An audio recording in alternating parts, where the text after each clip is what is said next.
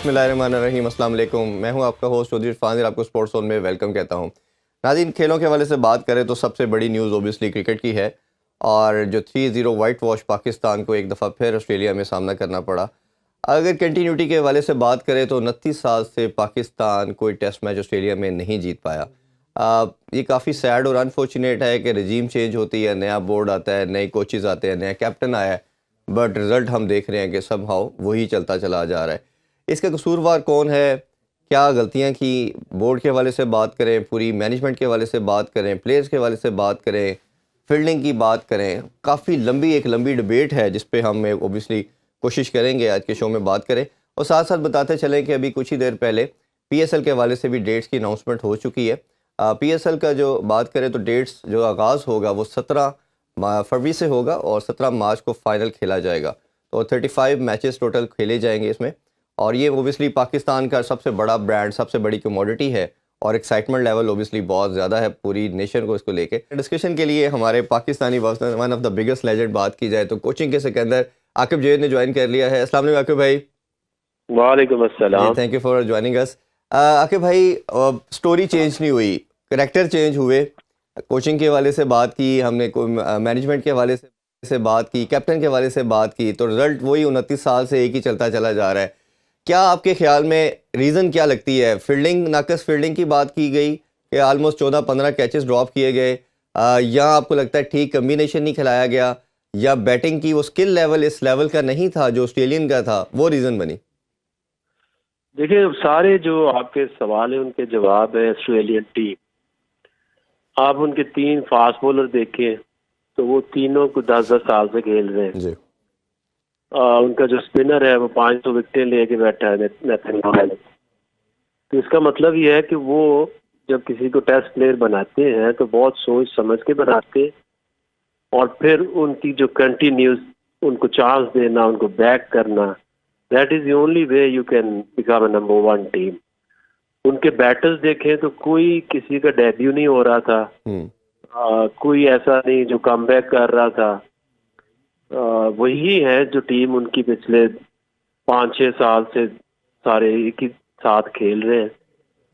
और यहाँ अगर आप अपनी टीम को देखें तो इसमें आपके बॉलर्स हैं तो सबसे ज्यादा उनमें मैचेस तो शाहीन ने खेले थे जी। उसके बाद किसने खेले हैं? Hasan Ali come back, I don't know क्यों स्किप किया, नो आइडिया। मीर हमजा कितने, 3-4-5 जी, उनकी भी इतनी। दो टूर। आमिर जमाल जो एक, मैं समझता हूँ कि अगर कुछ हमने ऑस्ट्रेलिया से कुछ हासिल किया, मैं उसी तरफ आने लगा था, वो आमिर जमाल है। कैसे देखते हैं इस मैच में भी? उन्होंने वैसे ओवरऑल देखा जाए तो 19 विकेटें ली, इस मैच में 82 भी बनाए। उनकी ओवरऑल परफॉर्मेंस सेकंड इनिंग्स में भी उन्होंने अच्छा छोटा सा कैमियो तो खेला उन्होंने। एक ऐसा फाइंड कैसे देखते हैं? और मैं खास तौर पे आके भाई उनकी अगर प्रेस कॉन्फ्रेंस की बात की जाए जो 2 दिन पहले सुनी, बड़ा लड़का काम कंपोज नज़र आया, उसका जो आर्टिकुलेट करना था चीज़ों को वो बड़ा ज़बरदस्त था। आप क्या समझते हैं कि एक ऐसा प्लेयर, हमें सुपरस्टार जो हम बात करते हैं ऑलराउंडर के लिहाज से, जैसे अब्दुल रज़ाक के बाद एक बड़ी लंबी हमारे पास एक फहरिस्त है ऑलराउंडर की, बट कोई भी टीम में परमानेंट जगह नहीं बना पाए, तो ये लड़का आपको लग रहा है कि फ्यूचर स्टार है? अगर चलें कोई पॉजिटिव की बात करें तो इस टेस्ट सीरीज़ के अंदर हमें एक पॉजिटिव आमिर जमाल की सूरत में मिला।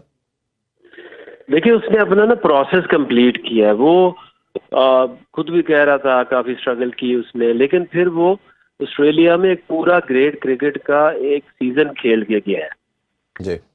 और उसकी अगर आप फिटनेस देखें तो बॉडी ही उसकी बताती है उसने अपनी फिटनेस के ऊपर कितना काम किया है। स्ट्रॉन्ग बॉडी है, अच्छा उसने मेहनत की हुई है, लोड बर्दाश्त कर सकती है। इस टेस्ट मैच से पहले, ये सीरीज से पहले वो पूरा साल सिडनी में खेल रहा है, उसको पता है कि डिमांड क्या है ऑस्ट्रेलियन पिचेस की और आउटफील्ड की टफनेस है। जब तक आप उस जिस इन्वायरमेंट में जा रहे हैं उसके मुताबिक अपने आप को ट्रेन नहीं करते, अगर आपको पता नहीं है तो फिर तो ऐसे ही है ना कि हम कोच बदल दें, मैनेजर बदल दें, इनमें से कोई भी बंदा ना बॉलिंग करता है ना बैटिंग करता है, ना स्लिप में फील्डिंग करता है। क्योंकि ये जितनी सीरीज आप खेलते हैं, ज्यादातर पाकिस्तान में खेल ले या बांग्लादेश खेल ले या श्रीलंका खेल ले, तो कितने बॉल स्लिप में आते हैं पूरे दिन में? तो 2-1 जी, ऐसा ही है। कैच आता है, वो भी आता है पिच की स्लोअरनेस की वजह से एक तो नीचे आता है, दूसरा स्लो आता है, तो ऑस्ट्रेलिया में ही जाके स्लिप की जरूरत पड़ती है। तो ये इसका हल तो सिर्फ एक ही है कि अगर तो आपने अच्छी टीम बनना है, टॉप 2, 3, 4 में आना है, तो फिर जो आपके बैट्समैन हैं वो सिर्फ और सिर्फ एशियन कंडीशन के बैट्समैन ना हो जी। उनको आपने भेजना है ग्रेट क्रिकेट के लिए ऑस्ट्रेलिया, साउथ अफ्रीका में खेलने भेजना चाहिए, क्योंकि ये दो ही जगह ऐसी हैं जहाँ पे एशियंस जो हैं वो बहुत ज्यादा स्ट्रगल करते हैं, साउथ अफ्रीका और ऑस्ट्रेलिया। जी। जो आपके ऐसे प्लेयर्स हैं जिनको आप समझते हैं कि इनको आपने कंटिन्यू करना है, तो उनको आप मैक्सिमम चांस दें कि वो वहां जाएं, पूरा पूरा सीजन खेलें। काउंटी सीजन खेलने से ज्यादा फायदा है जब आप ऑस्ट्रेलिया की ग्रेट क्रिकेट खेलते हैं या साउथ अफ्रीका में जाके उन पिचेस के ऊपर आप क्रिकेट खेलते हैं, क्योंकि इंग्लैंड की पिचेस और पाकिस्तानी पिचेस में बहुत ज्यादा फर्क नहीं है, बिल्कुल ऐसे ही जितना कि ऑस्ट्रेलिया और साउथ अफ्रीका में है। अच्छा आके भाई, जैसे फील्डिंग की बात की, स्लिप के अंदर हमने कम से कम, आपने भी उसका जिक्र किया, ऑलमोस्ट 10-12 कैचेस तो फर्स्ट स्लिप में हमने छोड़े। दुनिया सारी अगर आप देखें, इंडिया की हमने एग्जांपल अभी रिसेंट जो सीरीज हुई साउथ अफ्रीका के साथ, उनके परमानेंट फीचर्स होते हैं स्लिप के जो फील्डर्स हैं, और ओबियसली वो अपने डोमेस्टिक में भी ट्रेनिंग करके आते हैं। हमें मालूम ही नहीं था कि हमें फर्स्ट स्लिप में किसने खड़ा होना है। पहले हमें अब्दुल्ला शफीक नज़र आए, फिर बाबर नज़र आए, फिर साइम अयूब तीसरे मैच में नज़र आए। मतलब किसी को ये रोल मालूम ही नहीं था कि हमने फील्डिंग करनी है। दूसरा अगर हम बात करें, ये तो चले एक बहुत बड़ा लम्हा फिक्रिया है, इमरान बट एक ऐसे मुझे स्लिप फील्डर पाकिस्तान के लास्ट एक डेकेड में नज़र आए जो शायद अपनी फील्डिंग की वजह से 1-1.25 साल खेल गए। दूसरा ये मैं आपसे जानना चाहूँगा कि सारे का सारा जो न्यूक्लियस था हमारी बैटिंग का लास्ट 7-8 साल में वो बाबर आजम के ऊपर है, और बाबर आजम हमारी बैकबोन भी कहा जाता है बैटिंग में। वाइट बॉल के अंदर उन्होंने बड़े वंडर्स किए हैं, 3 साल से ओडीआई में नंबर 1 है, T20 में भी वो 2 साल नंबर 1 रहे। ये जब टेस्ट क्रिकेट की बारी आती है वो कभी मैन ऑफ सीरीज़ नहीं हो पाए। एक साल के अंदर 22 की एवरेज है उनकी, ऑस्ट्रेलिया में ओवरऑल उनकी 25 की एवरेज है।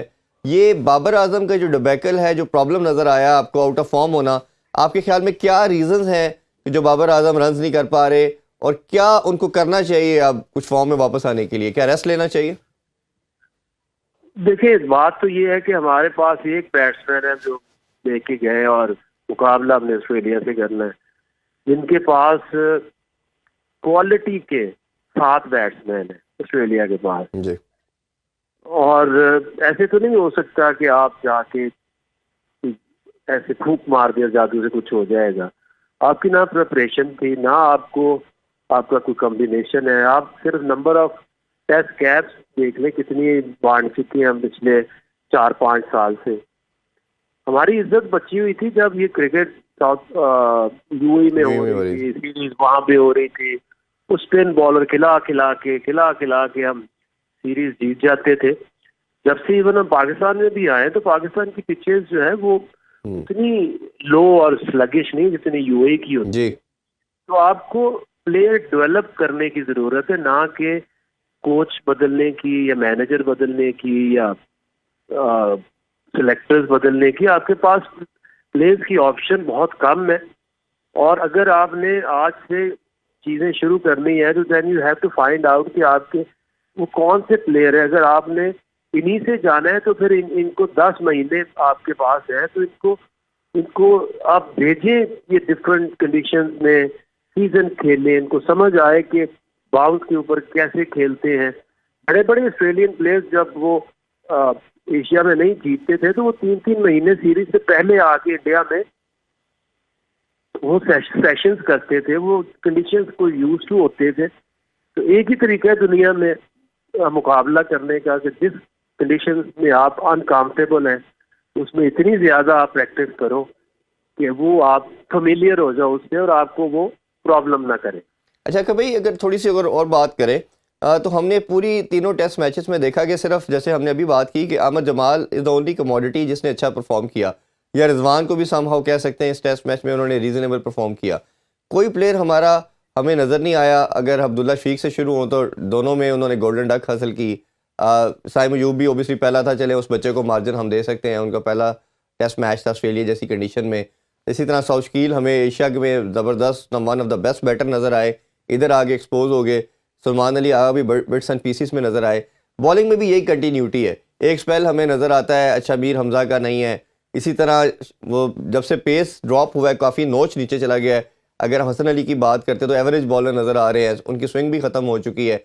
शाहीन हमें थोड़ा बेहतर नज़र आए, पहले मैच में काफ़ी आउट ऑफ कलर नज़र आए, सेकंड मैच में काफ़ी रिदम में थोड़ा नज़र आए, जान भी नज़र आई, बट तीसरे मैच में उनको रेस्ट दे दिया गया जी। 98 ओवर कर चुके हैं 2 टेस्ट मैचेस में। एक तो शाहीन का रिदम आपको कैसा नज़र आ रहा है, क्योंकि आप ओबियसली उनके कोच भी हैं, और दूसरा आपको क्या लगता है कि ये ठीक डिसीजन था तीसरा मैच ना खिलाना, क्योंकि आगे आप 5 उन्होंने T20 खेलने हैं और ओबियसली वो कैप्टन भी हैं, या आपके ख्याल में उनको खिलाना चाहिए था तीसरे मैच में? देखिए, ये जो आपका वर्कलोड है, फील क्या कर रहे हैं, ये एक बॉलर के ऊपर आप इतना लोड डाल के, जैसे 52 overs in one test match, it's a lot, और वो भी ऑस्ट्रेलिया के अंदर। और आपने यही एक माइंडसेट बना लिया है कि बैटिंग में अगर 200 करेगा तो बाबर आजम करेगा तो हम जीतेंगे, या शाहीन अगर 10 विकेटें लेगा तो पाकिस्तान जीतेगा। जी। भाई, टेस्ट मैच के लिए आपको एक कंप्लीट टीम चाहिए, उस तरफ अपनी सोच को डेवलप करें, ना कि बाबर ने नहीं किया तो हम जीत नहीं सकते, शाहीन अगर सारे मैच नहीं खेलेगा तो हमारी बॉलिंग नहीं पूरी होगी। तो इसलिए आपको सोचना ये है कि आपकी वो कौन सी तेज बैटरी है जो रेड बॉल की है, कौन सी वाइट बॉल की है। हम तो इस टेस्ट मैच सीरीज से पहले हारिस को भी लोग कह रहे थे कि जी। टेस्ट मैच हाँ, हाँ। खिलाने चाहिए, तो हम तो एक परफॉर्मेंस से दूसरी को लिंक करते ना, ये सोचते हैं कि खिला देना कि क्या मतलब है। एक एक प्रोसेस है टेस्ट क्रिकेट, ऐसे थोड़ी आप जिसको मर्जी आप टेस्ट खिला दें without any training, without any preparation. अच्छा, ये खुरम मंजूर का भी बाहर हो जाना, पहले मैच में उनको फ्रैक्चर हो गया, वो भी इंजरी का शिकार हो गए, नुमान अली इंजर्ड हो गए, ब्रार इंजर्ड हो गए, ये तो बड़ी एक लंबी फहरिस्त है। और दूसरा, आपके ख्याल में ये ठीक डिसीजन था, जैसे मैंने पहले पूछा कि उसको रेस्ट देना चाहिए था तीसरे मैच में शाहीन को? और आसार सेकेंडली ये कि आपको फ्यूचर में कोई बॉलर नज़र आते हैं टेस्ट के पर्टिकुलरली पॉइंट ऑफ व्यू से मैं जाना चाह रहा हूँ, जो पाकिस्तान को टेस्ट में रिप्रेजेंट कर सके? देखिए, बॉलर्स तो पाकिस्तान में है, कितने सारे पेस बॉलर्स हैं, सारे इसके सारे अनफिट हुए हुए, दानी से लेके हसनैन, हाँ जी। एहसानुल्लाह है, हसनैन है। तो उसकी वजह ये है कि इनके पास ना तो कोई प्रॉपर ट्रेनिंग सेंटर्स है, ना इनके पास कोई प्रोग्राम्स है ऐसे, ना इनके पास कोई इस तरह के रिहैब्स है। किसी को इंजरी हो जाए हम उसको मुल्क से बाहर भेज देते हैं। मुझे तो समझ नहीं आ रही कि ये हो क्या रहा है। और इस तरह से तो कैसे ठीक होगा आपका कोई एक काम, एक स्टेप जो है, आपकी डायरेक्शन ही ठीक नहीं है, तो ऐसे थोड़ी हो जाएगा हम पाकिस्तान है हम जीत जाएंगे, जी। दुआएं कर ले जीत जाएंगे, या किसी कोच को बदल दे तो हम जीत जाएंगे। अपने प्रोसेस को जब तक ठीक नहीं करेंगे रिजल्ट ऐसे ही आएंगे, और एक एक दो दो प्लेयर्स के ऊपर अब टेस्ट टीमें नहीं चला करती। हम्म। अच्छा आके भाई, एक दूसरी चीज़ हम हमेशा हर चीज़ में रिलेट करते हैं अपने आप को भारत में। भारत ने बड़ी शानदार हमेशा ऑस्ट्रेलिया में अच्छी performance the. That is the only side जिसने लास्ट 2 डेकेड के अंदर इधर सीरीज़ ड्रॉ भी की हुई है, जीती भी हुई है। साउथ अफ्रीका में प्रॉब्ली वो कभी नहीं जीत पाए, बट इस दफ़ा उन्होंने सीरीज़ ड्रॉ की। पहला बुरी तरह वो मैच हारे, कहना चाहिए कि इनिंग्स और कुछ रन से हारे, और सेकंड में इतना अच्छा कमबैक उन्होंने किया कि उन्होंने पहले 55 पे आउट किया, आल दो कि उनका भी एक ही रन्स के ऊपर 155 पे 6 विकेटों का गिर जाना, ये भी एक हिस्ट्री रही। और दूसरा, उन्होंने शॉर्टेस्ट स्पैन ऑफ टाइम के अंदर एक टेस्ट मैच जीता है, ऑलमोस्ट 1.5 दिन के अंदर मैच खत्म हो गया और उन्होंने विक्ट्री हासिल की। बट ये बहुत बड़ी उनके बॉलर्स की कामयाबी है। बुमराह की बात करें, 6 वो आउट करे, पहली इनिंग्स में सिराज आउट करे, तो ये भारत की जो सक्सेस और ये एटलीस्ट कंटिन्यूटी है उनकी टीम के अंदर कि वो हमेशा अच्छा परफॉर्म करें और बाहर जाके भी परफॉर्म करते हैं, इसको कैसे देखते हैं आप? आप वही देख लें कि जो टीम आपको अच्छा खेलता नजर आती है उसकी एक तो कंसिस्टेंसी है सिलेक्शन के अंदर, कैप्टेंसी के अंदर, और ऐसे और तो मुझे कोई दूसरा रास्ता तो नजर आता नहीं। आप पहले कोशिश करें कि बेस्ट सिलेक्शन करें और फिर उस टीम के साथ आपको स्टिक करना है फॉर लाइक 7-8 ईयर्स, फिर जाके आपकी टीम बनती है। हर टूर के ऊपर 4-4, 5-5, 6-6 डेब्यूज हो रहे हैं। अभी आप देखेंगे सईद अयूब है या बाकी आपके बैटर्स हैं, साउथ शकील है आगा है या कोई भी है, ये पहली दफा जाके वहाँ खेल रहे हैं, जी। तो आप उनको क्या पता कि आप पहले ही टूर के ऊपर जाके अब मैन ऑफ द सीरीज तो नहीं बन सकते ना। उन बेचारों को पता ही नहीं है कि उस बाउंस के अंदर उन टफ कंडीशन से आपने खेलना कैसे है। आपकी ये जैसी भी टीम है, इसको अगर आपने ठीक करना है तो ये देखें कि किस किस बैटर को कौन कौन सी प्रॉब्लम है, उसके ऊपर काम कराना चाहिए। अब ये साइम है या अब इस तरह के जो बैटर्स हैं, साउथ शकील है, इनको तो वहीं छोड़ के आना चाहिए या उनको 3-4 महीने वहां भेजना चाहिए ताकि ग्रेट क्रिकेट खेलने पता चले कि ऑस्ट्रेलिया में बैटिंग करते कैसे हैं। बगैर इसके तो कुछ भी नहीं होगा। मुझे तो कोई और दूसरा रास्ता नजर नहीं आता। जी जी बिल्कुल, जैसे आपके टाइम में काउंटी सबसे स्ट्रॉन्गेस्ट और सबसे अच्छा फॉर्मेट जगह क्रिकेट स्टैंडर्ड वाइज समझी जाती थी और आप लोग सारे करते थे। अच्छा, लास्टली मैं जानना चाहूँगा पीएसएल के हवाले से भी, आज पीएसएल के स्केड्यूल का भी अनाउंसमेंट हो चुकी है।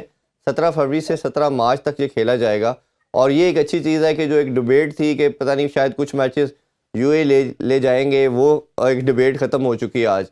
और एक तो इसका होना आप कैसे देखते हो और आप कितने एक्साइटेड है? ओबियसली आपके क्रेडिट पे है कि लाहौर कलंदर 2 दफ़ा की चैंपियन है, उस हवाले से क्या कहेंगे? देखिए, एक तो मैं हैरान हूँ कि जो लोग ये सोचते थे कुछ मैच यूएई में ले जाए। हमारा यूएई में क्या है, मुझे नहीं समझ आती। आपकी लोकल लीग है, लोकल फैंस इधर हैं, सारे लोग आपके पाकिस्तानी उसको देखना चाहते हैं, उसको बैक करते हैं। तो फिर ये तो बिल्कुल ही मेरी तो समझ से बाहर था कि जो लोग कह रहे थे इसको यूएई ले जाए। तो अच्छी बात है कि पाकिस्तान में हो रही है, पाकिस्तान का ब्रांड है, पाकिस्तान में खेलना चाहिए। तो डेफिनेटली पीएसएल का सारे लोग इंतजार करते हैं। एक बहुत बड़ा इवेंट है पाकिस्तान का। और लाहौर के हवाले से भी कलंदर्स ने जिस तरह से 2 ट्रॉफी जीती हैं और जिस तरह से हमारा जो कोर ग्रुप है, वो ये वही बात है जिसकी मैं बात कर रहा हूँ, consistency, continuity of A group. जिसने अच्छा ग्रुप बनाया और ज्यादा देर तक उसको इंटैक्ट करके आगे बढ़े, खेलते रहे, उनकी टीम जो है वो हमेशा बेहतर रिजल्ट आ सकती है। बिल्कुल। अच्छा कि भाई हमेशा लाहौर के अंदर एक सुपरस्टार हमें दिखाती है और पाकिस्तानी क्रिकेट को भी समहाउ प्रोवाइड करती है, तो इस दफ़ा कोई नया ऐसा प्लेयर आप इंट्रोड्यूस करवा रहे हैं जो हमें लगता है कि सरप्राइज पैकेज के तौर पे आएगा और आते ही वो छा जाएगा और फिर वो पाकिस्तान खेलने के लिए भी तैयार होगा? एक जो है डेफिनेटली उसके ऊपर हम काम करते रहते हैं, सारा साल काम करते हैं, तो वो दिखाएंगे आपको। अगर दिखा भी बता दिया तो फिर तो सरप्राइज। बिल्कुल ठीक। नहीं, एक्साइटमेंट इसका मतलब है हम सब तैयार हैं कि वो एक ऐसा ट्रम्प कार्ड लेके आ रहे हैं आप। डेफिनेटली। बिल्कुल ठीक है। आगे भाई बहुत शुक्रिया आपके टाइम का, इंशाल्लाह फ्यूचर में आपको दोबारा ज़हमत देंगे। अभी एक छोटा सा ब्रेक से वापस आके डिस्कशन को मजीद कंटिन्यू करते हैं। Stay with us. Welcome back in sports on. हम बात कर रहे थे पाकिस्तान वर्सेस ऑस्ट्रेलिया सीरीज़ के हवाले से। अभी डिस्कशन में हमें ज्वाइन किया है जी पाकिस्तानी फॉर्मर चेयरमैन पीसीबी, हम सब के पाकिस्तान के दिलों के राजा रमीज़ हसन राजा। अस्सलाम वालेकुम रमीज़ भाई। वालेकुम सलाम। बहुत शुक्रिया आपके टाइम का। रमीज़ भाई, 29 साल से जो स्टोरी है हम यही बात करते चले जा रहे हैं कि काफ़ी कुछ चेंज होता गया, बट वो समहाउ ये जो रिज़ल्ट है ये चेंज नहीं हो रहा। हमने कई दफ़ा पूरे आपके साथ एशिया कप और वर्ल्ड कप में बात की, जो कंट्री की टर्बुलेंस है उसका रिफ्लेक्ट जो होती है वो स्पोर्ट्स पे आता है। एक 1.25 साल में 4 चेयरमैन चेंज हो गए, ये बात हमने बहुत की। ये लड़के 3-4 साल से कंसेक्टिव खेल रहे थे, बट अगर हम बैटिंग की बात करते हैं तो कोई सेंचुरी नहीं बना पाता। बाबर आजम पे बहुत ज़्यादा हम फोकस कर रहे थे कि हमारा बैकबोन है, पिलर है, वो 22 की एवरेज के साथ 50 नहीं कर पाए पूरे तीनों मैचेस की सीरीज़ में। 15 कैचेस हमने स्लिप में छोड़ दिए। बॉलर्स ने कुछ बेहतर परफॉर्म किया, एटलीस्ट हम 20 तो आउट करते रहे। बट आपकी नज़र में क्या मसले मसाइल रहे? मेजर रीजंस क्या थी? स्किल लेवल का था या जो कैचेस या दूसरे मामलात मैंने बताए, या ओवरऑल वो स्किल लेवल में हमसे बहुत बड़ी साइड है कि पाकिस्तान उसको कम्पीट कर ही नहीं सकती थी, यही रिजल्ट एक्सपेक्टेड था? देखिए, मोटी मोटी मुझे ऐसा लगता है 3 चीजें हैं। एक तो मेंटल ब्लॉक है, टेम्परामेंटल इश्यूज हैं, स्किल लेवल का भी फर्क है, इसमें कोई शक नहीं है। बाकी टीम्स भारत को ले लें, वो एडजस्ट कर रहे हैं, बहुत अच्छा कर रहे हैं, बाउंस के ऊपर बाउंसर को अच्छा खेल रहे हैं, मूवमेंट को अच्छा खेल रहे हैं, क्वालिटी प्रोड्यूस कर रहे हैं बैट और बॉल के साथ। और तीसरी जो बड़ी चीज है वो ये टर्बुलेंस की आपने बात की है। वो मेरे ख्याल से क्रिकेट बोर्ड जब तक ये टर्बुलेंट रहेगा तो ये सिचुएशन ऐसी रहेगी, अप एंड डाउन और नरम गरम। बिल्कुल। अच्छा रमीज भाई, ये बाबर आजम के हवाले से आप ओबियसली बड़ा आपने इनको सपोर्ट किया, आपने बनाया भी, और हमारा पूरे पाकिस्तान मानता है इस बात को कि ये पाकिस्तान के सबसे बड़े बैटर हैं और वर्ल्ड क्लास बैट्समैन है। बट ये रेड बॉल में इनका कभी मैन ऑफ द सीरीज ना होना, अब काफ़ी अरसे से उन्होंने सेंचुरी नहीं की, ये क्या लगता है, कोई रेस्ट चाहिए उनको या कोई काउंसलिंग चाहिए, या इसका सोल्यूशन क्या समझते हैं आप एज ए क्रिकेटर? देखिए, सोल्यूशन जो है वो ज्यादा टेक्निकल है। मुझे ऐसा लगता है शायद टेम्परामेंटल इशू भी इनका हो, क्योंकि तीनों फॉर्मेट्स खेलते हैं और तीनों में जैसे आपने कहा कि पाकिस्तान के ये बेहतरीन ऑप्शन है। तीनों फॉर्मेट्स में शायद इससे बड़े कोई पाकिस्तान के प्लेयर नहीं आए हैं। सो टेस्ट क्रिकेट में आपको टेक्निक आपकी रॉक सॉलिड होनी चाहिए। जो बेस है ना टेस्ट क्रिकेट की बैटिंग का, वो है आपका डिफेंस, और डिफेंस में इनके जो है ना शिगाफ हैं। आपने देखा कि जिस तरह से आउट हुए हैं, बोल्ड भी हुए हैं, स्लिप में भी हुए हैं, फिर स्पिन से भी आउट हो रहे हैं। सो इनको कई लेवल्स के ऊपर दोबारा से ड्राइंग बोर्ड पे जाना पड़ेगा। मैंने इनसे बात भी की थी, जो मेरी ऑब्जर्वेशन यही थी कि इनका जो राइट शोल्डर है ये खुल जाता है, क्योंकि ये साइड ऑन की गेम है बैटिंग जो है। जब आप फ्रंट ऑन पे चले जाते हैं तो फिर आउट स्विंग पे भी आप फंस जाते हैं, क्योंकि आपका एकदम से शोल्डर ओपन हो जाता है। तो ये टेक्निकल बात है ये, और इनको समझ भी है इसलिए। और देखें, इन्होंने सब कुछ किया हुआ है, सिर्फ हल्की फुल्की सी एडजस्टमेंट की जरूरत है, और फिर कोई कंधे पे हाथ रख के। अब देखें, इनका वो भी है, इस वक्त इनका टफ चल रहा है। एक तो रन नहीं किए हैं, दूसरा कप्तानी छिनी है, तीसरी नई एनवायरनमेंट है इस ड्रेसिंग रूम में, नया कप्तान आ गया है, कोचिंग स्टाफ नया है, वो 15-17 बंदे साथ गए होते हैं। मुझे तो एक आज तक ये समझ नहीं आई है कि इतना हम लश्कर का लश्कर क्यों भिजवा देते हैं, क्योंकि क्रिकेटर को अपनी स्पेस चाहिए होती है ड्रेसिंग रूम में। जब वो आउट होके आता है या जब वो बॉलिंग करके आता है, वहां पे अगर वो 10-12 आदमी उस ड्रेसिंग रूम में घुसे हुए हैं, तो आपको कैसे पीस ऑफ माइंड मिल सकता है? कैसे आप रिफ्लेक्ट कर सकते हैं अपने फेलियर्स पे या सक्सेस के ऊपर? अच्छा मे भी अगर पॉजिटिव की सीरीज में बात करें, मसाइल और ये प्रॉब्लम तो हमने बहुत ज़्यादा डिस्कस किए। दो चीज़ें मैं आपसे जानना चाहूँगा। एक तो हमें सबसे बड़ा जो इसका पॉजिटिव नज़र आ रहा है वो ओबियसली आमिर जमाल है। जिस तरह की खूबसूरत उसने बैटिंग की, बॉलिंग की, आपके टाइम के अंदर उसने इंग्लैंड के खिलाफ डेब्यू किया था, और तब भी उसने अपना T20 सीरीज़ में बताया था कि वो एक शानदार ऑलराउंडर है। बट अनफॉर्चुनेटली उसको कंटिन्यूटी नहीं मिली। मैं तो उसको समझता हूँ कि जिस तरह उसने अपने आप को कैरी किया है बैटिंग बॉलिंग में, और बात करने में भी, उसकी प्रेस कॉन्फ्रेंस मैंने सुनी, मुझे तो बहुत डिफरेंस नज़र आया उनकी बात करने में और बाकी प्लेयर्स की। एक तो आमिर जमाल को कैसे देखते हो, और दूसरा शान मसूद को कोई कप्तानी लेने को तैयार नहीं था, उनको ऑफर की गई, उन्होंने एक्सेप्ट की। इनके अंदर भी कुछ अच्छे कैप्टनसी के हमें बिट्स एंड पीसेस में चीज़ें नजर आई, तो इन दोनों को कैसे देखते हैं आप? देखिए, आमिर जमाल तो ग्रेट स्टोरी है। जहां से वो उठे और जहां पे उन्होंने मुकाम पाया है, ये बहुत ही एक ग्रेट स्टोरी है। और इसका सबके सामने इसका मतलब क्या है कि हार्ड वर्क पेज, कोई शॉर्टकट नहीं है टू सक्सेस। जो सबसे अच्छी बात थी इस टूर के ऊपर, एक तो उनका टेम्परामेंट बहुत अच्छा था, दूसरी फिटनेस बहुत अच्छी थी, लंबे ओवर्स भी किए, बैटिंग भी की। अब मुझे ऐसा लग रहा है कि ये वन सीरीज वंडर नहीं होना है इनको। ये कई दफा हमने देखा है कि कई हमारे ऐसे फास्ट बॉलर्स रहे हैं जिनकी पेस तो 150 पे चली जाती है पहले 1-2 सीरीज में, 1-2 सीरीज में, उसके बाद फिर इंजरी हो जाती है या उसके बाद कुछ प्रॉब्लम्स हो जाती हैं और फिर पेस कम हो जाती है, और फिर वो इफेक्टिव भी नहीं उतने रहते हैं। तो ये इनको बहुत ज्यादा इसके ऊपर अब तवज्जो देनी है, क्योंकि एक जो वो होता है ना कि आप अपने आप को आप गेस कर रहे होते हैं या सेकंड गेस कर रहे होते हैं, क्या आप इस मुकाम के काबिल हैं, वो इन्होंने मिस्ट्री जो है ना वो सॉल्व कर दी है। बिल्कुल। और लास्टली रमीज भाई, शान मसूद के हवाले से भी जानना चाहेंगे आपसे। शान मसूद, देखिए, मेरा मानना यही है कि कप्तान उतना ही बड़ा होता है जितनी बड़ी टीम होती है। हाँ, आप छोटी टीम को बड़ा कर सकते हैं।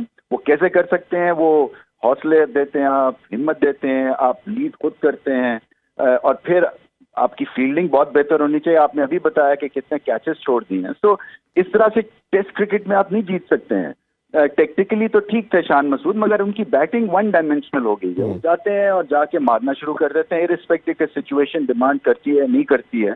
तो उनको भी थोड़ा सा काम डाउन करना है, और जो बाकी चीजें उनको करनी है वो यही है कि उनको इफेक्टिवली काम करना है और टैलेंट को आइडेंटिफाई करना है, और फिर चेंजेस करनी है। जो फ्लॉप शो हो रहे हैं आपके, उनको बिल्कुल जल्दी से बदलना है। वर्ल्ड कप 92 की ग्रेट एग्जांपल है। हमारा ओपनिंग पेयर मेरे ख्याल 7 या 8 दफा बदला गया था उस वर्ल्ड कप में, क्योंकि जब तक के सही कॉम्बिनेशन नहीं मिला, जब तक उसको उसमें चेंजेस आती नहीं। तो शान मसूद को देखना है कि जो सक्सेस मॉडल हैं वो कैसे चल रहे हैं, और उसमें फिर ये नहीं होता, फिर आपको रूथलेस डिसीजन करने हैं और ऑनेस्ट डिसीजन करने हैं। अच्छा रणवीर भाई, ऑब्वियसली टेस्ट सीरीज तो डन एंड डस्टेड है, अब खत्म हो चुकी है स्टोरी, बट बॉलिंग के हवाले से आपसे ज़रूर ये जानना चाहेंगे कि पहले मैच में शाहीन शाह को देखा हमने, बिल्कुल आउट ऑफ कलर नज़र आए, हसन अली में भी स्पार्क नज़र नहीं आया, उनका भी एक स्पेल अच्छा था, मीर हमजा का, अमर जमाल एक वॉज द ओनली प्लेयर जिसमें हम कह सकते हैं कि उसने पूरे तीनों मैचेस में जान नज़र आई। एक तो हमारा बॉलिंग को कैसे देखते हैं, और obvious moving forward to T20 और छोटा फॉर्मेट हम अच्छा खेलते हैं, तो क्या आपको पॉसिबिलिटी लगती है, और नई लीडरशिप है शाहीन की एज ए टेस्ट के बाद अब T20 में उन्होंने कप्तानी करनी है, तो ये ओवरऑल आप कैसे देखते हैं कि पाकिस्तान के क्या चांसेस है T20 सीरीज में अगेंस्ट न्यूजीलैंड? देखिए, ये हमारी बॉलिंग टेस्ट क्रिकेट में तो अभी इसको बहुत कुछ और करने की जरूरत है। ये तो कंडीशंस अच्छी थी, हिम्मत के साथ इन्होंने बॉलिंग की, बहुत अच्छी बॉलिंग की। ऑस्ट्रेलिया को 2 दफा बॉल आउट करना आसान काम नहीं होता, या 3 दफा किया। सो अंडररेटेड था ये बॉलिंग अटैक, कोई बड़े नाम नहीं थे, पेस नहीं थी, उसके बावजूद एक प्लान था, और इस लिहाज से तो इन्होंने बहुत अच्छा काम किया। बट क्या ये बॉलिंग अटैक आप कराची या लाहौर में खिला सकते हैं? पेस के बगैर आप सब कॉन्टिनेंट में सर्वाइव नहीं कर सकेंगे, शेयर पेस। तो पाकिस्तान को कहीं ना कहीं उसका तड़का लगाना है। जहां तक बात है T20 की, देखिए नए कप्तान हैं, एनर्जी है उनमें, शाहीन अफरीदी में फिटनेस कितनी है ये भी देखना है। फिर स्ट्रैटेजी के पॉइंट ऑफ व्यू से क्या वो काम करते हैं, क्योंकि मैं अभी भी समझता हूँ कि पाकिस्तान की जो बेस्ट चॉइस है एज एन ओपनर, पहले तो उसको ना छेड़ा जाए उस कॉम्बिनेशन को। हालांकि मुझे पता है कि ज्यूरी आउट है, कि जी स्लो खेलते हैं रिजवान और बाबर आजम, बट अगर आपके पास चॉइसेस ही लिमिटेड हैं तो फिर क्या करें? अब ये तो नहीं हो सकता कि आप वर्ल्ड कप ईयर में फिर आप एक्सपेरिमेंटल एक मोड में चले जाएं, और जो आपने एक कहानी बनाई थी, देखिए ना, चाहे आपको पसंद हो या ना पसंद हो ये कॉम्बिनेशन, दुनिया बात कर रही है कि ये दोनों ने बहुत कुछ किया पाकिस्तान के लिए पिछले 2-3 सालों में जी। तो ये इस तरह से आप रद्द नहीं कर सकते हैं। अगर आपके पास ऑप्शन है और वो कंसिस्टेंटली ब्रिलियंट ऑप्शन है, तो फिर जरूर आप पेस का उसमें तड़का लगाएं या स्ट्राइक रेट का तड़का लगाएं। अदरवाइज आई थिंक ज्यादा छेड़खानी नहीं करनी चाहिए शाहीन अफरीदी को। बिल्कुल ठीक है रणवीर भाई, बहुत बहुत शुक्रिया आपके टाइम का, इंशाल्लाह आपको फ्यूचर में फिर रहमत देंगे। नाज़रीन, अभी आपसे इजाज़त चाहते हैं, और इसी दुआ साथ के पाकिस्तानी टेस्ट सीरीज़ में से चलें, जो गलतियाँ की T20 जो न्यूजीलैंड के अगेंस्ट आप खेले जाएंगे उसमें शानदार परफॉर्मेंस करें, और ये जो नेशन है डिप्राइव है ये विक्ट्री से, ये दोबारा उनको मिलना शुरू हो। इंशाल्लाह आपसे दोबारा मुलाकात करते हैं। अपना बहुत सा ख्याल रखें। अल्लाह हाफ़िज़। पाकिस्तान जिंदाबाद।